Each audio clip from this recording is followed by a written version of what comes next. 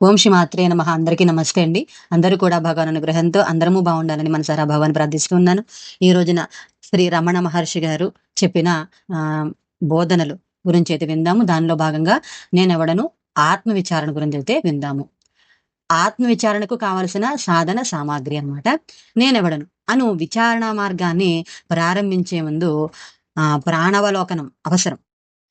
అది సాధకుని సంస్కార, స్వభావ, యోగ్యత, అర్హత మీద ఆధారపడి ఉంటుంది.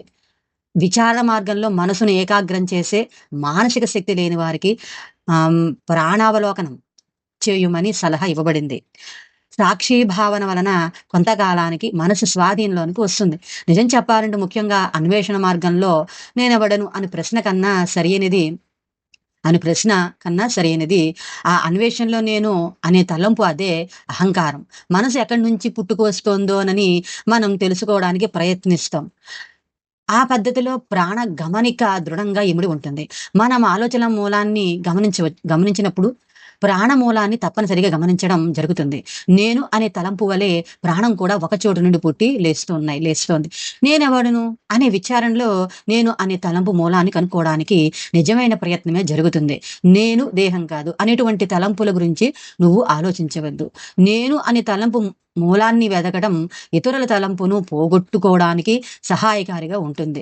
మనం ఇతర తలంపుకు అవకాశం ఇవ్వక నేను అనే తలంపు మీదే శ్రద్ధను కేంద్రీకరించాలి.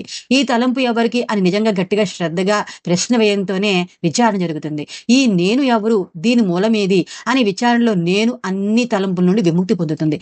సోహం అనేది నేనెవరు అనేది ఒకటి కాదు. ఒకటి సోహం, రెండవది కోహం. ఈ రెండు వేరు. మనం సోహం అని ఎందుకు అనుకుంటూ ఉండాలి? అసలైన నేనును కనుక్కోవడానికి నేను యొక్క మూలాన్ని వెతకడానికి ప్రయత్నించడం వలన మిథ్యా నేనుకి అసలు నేను నుండి ప్రత్యేక ఉనికి లేదని తెలుసుకుని అసలు నేనులో లయమైపోతుంది. నేనెవరు అనేది మాత్రం కాదు. దాని అర్థం ఏంటంటే ఇతరుల తలంపుకు మూలమైన నేను అనే తలంపు ఎక్కడి నుండి పుట్టుకొస్తుందో కనుక్కోవడం. దర్శనం, జ్ఞాపకం లేదా ఇతరమైన ఎటువంటి అనుభవము ఏదైనా అన్ని ఆ నేనుకే కలుగుతాయి.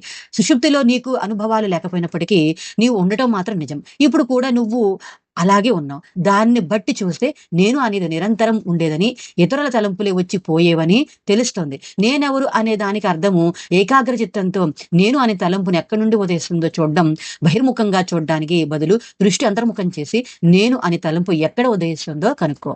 ఇతర దృశ్యాలు, శబ్దాలు ఇతరమైనవి ఏవైనా సరే లేదా శూన్యం ఆ విధంగా కలిగిన వాటిని గమనించకు. నువ్వు వాటి అన్నింటిలో ఉన్నావా లేదా? శూన్యాన్ని అనుభవించడానికి ఆ శూన్యాన్ని చూస్తున్నప్పుడు నువ్వు ఉన్నావు కదా అంటే నువ్వు శూన్యం కాదు. దాన్ని నీలో కనుక్కోవడమే ఈ విచారణ మార్గానికి ఆది అంతం. ఇతర మార్గాలు, పద్ధతులు ఏది ఎన్నుకున్నా అప్పుడు అక్కడ కర్త నుండి తీరవాలే. దాని నుంచి నువ్వు తప్పించుకోలేవు. ఆ కర్త ఎవరో కనుక్కో. అంతవరకు సాధన ఆపకూడదు. కాబట్టి అందరూ ఈ నేను ఎవరు అనే విచారణ మార్గానికి తప్పనిసరిగా రావాల్సి ఉంది.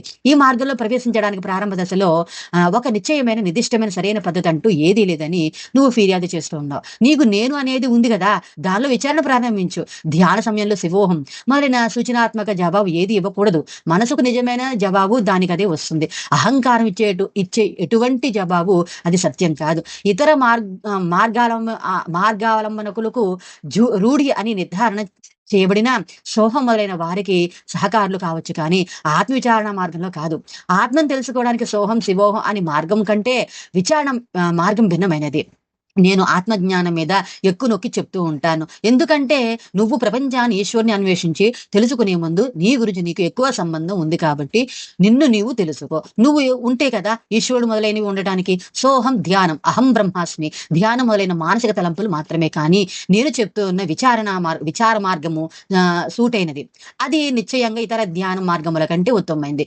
ఎందుకంటే నువ్వు ఆత్మ అన్వేషణ మార్గంలో ప్రవేశించిన వెంటనే నిన్ను నీలోకి తీసుకువెళ్ళడానికి సత్యాత్మ వేచి ఉంటుంది. అప్పుడు ఏం జరుగుతుందో తెలియదు. ఎందుకంటే అది ఇంకొక దాని చేత జరిగే సంగతి కనుక అందులో నీ ప్రమేయం ఉండదు. అంటే ఆత్మే మనసు లోపలకు తీసుకువెడుతుంది.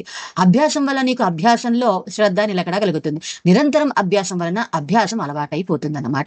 ఈ విధంగా మనము నేనెవరిని ఆత్మవిచారణ గురించి అయితే విన్నాం కదా, తర్వాత ఇంకొక బోధన గురించి అయితే విందాము. అంతవరకు స్వస్తి. ఆ భగవాన్ యొక్క అనుగ్రహణ మనందరిపైన ఉన్నాను కోరుకుంటూ ఉన్నాను. సర్వజన ఆశికునకు సమస్త మంగళాన్ని వంతు. స్వస్తి.